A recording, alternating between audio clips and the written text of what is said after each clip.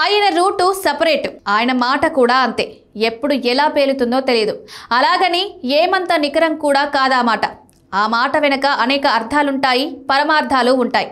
అయితే ఆ నేత ఎవరినైనా తిడతారు, ఎవరిపైనైనా విమర్శలు చేస్తారు. ఒక్క ఏపీ సీఎం చంద్రబాబు తప్ప. ఇంతకీ ఎవరా నేత, ఏంటా కథ తెలియాలంటే let watch the story. CPI Narayana పరిచయం అక్కర్లేని పేరిది. సిపిఐ పార్టీలో అంచెలంచెలుగా ఎదుగుతూ జాతీయ కార్యదర్శిగా కూడా అయ్యారు. అయితే పార్టీల పరంగా వామపక్షాలు బలహీనం కావచ్చు, కానీ ప్రజా పోరాటాలతో మాత్రం మనుగడ సాధిస్తూ వచ్చాయి. ఈ క్రమంలోనే సిపిఐ నాయకత్వానికి ఎనలేని ప్రచారం దక్కుతూ వస్తోంది. ఈ క్రమంలో సిపిఐ నారాయణ లాంటి వారికి మీడియా ప్రాధాన్యం దక్కుతూ వస్తోంది. అయితే ఆయన రాజకీయ ప్రత్యర్థులపై, సమకాలీన రాజకీయ అంశాలపై స్పందించే తీరు భిన్నంగా ఉంటుంది. బిగ్ బాస్ ప్రారంభం నుంచి అక్కినేని నాగార్జునపై మండిపడ్డారు నారాయణ. అదో అశ్లీల కార్యక్రమం అంటూ నిత్యం ఆరోపణలు చేసేవారు. బ్రోతల్ హౌస్ అన్న సందర్భాలు కూడా ఉన్నాయి.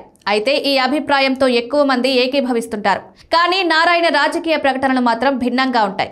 ఎన్నెన్నో అభ్యంతరాలు వ్యక్తమవుతుంటాయి. తాజాగా ఆయన పవన్ కళ్యాణ్ పై విమర్శలు చేశారు. తెలంగాణ విషయంలో దిష్టి అనే వ్యాఖ్యలను తప్పుపట్టారు. డిప్యూటీ సీఎం పోస్టు నుంచి ఆయనను బర్తరఫ్ చేయాలని కోరారు. మంత్రి మండలి నుంచి తొలగించాలని డిమాండ్ చేశారు.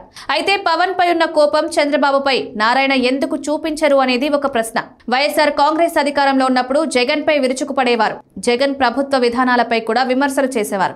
ఒక విధంగా చెప్పాలంటే 5 ఏళ్ల పాటు నిత్య విమర్శకుడిగా మారిపోయారు. దానికి కారణం చంద్రబాబుకు రాజకీయ ప్రయోజనం. జగన్ గద్దె దిగి చంద్రబాబు అధికారంలోకి రావాలి. అందుకు గాను తన విమర్శలు పనిచేయాలి. తెలంగాణలో కేసీఆర్ పై విమర్శలు చేస్తారు. ఏపీలో జగన్మోహన్ రెడ్డిని టార్గెట్ చేసుకుంటారు. చంద్రబాబు స్నేహితుడు పవన్ కళ్యాణ్ పై కూడా విమర్శలు చేస్తారు. ఒక్క చంద్రబాబుపై తప్ప.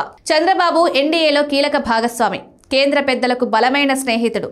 ఎన్డీఏకు బద్ధ విరోధి వామపక్షాలు.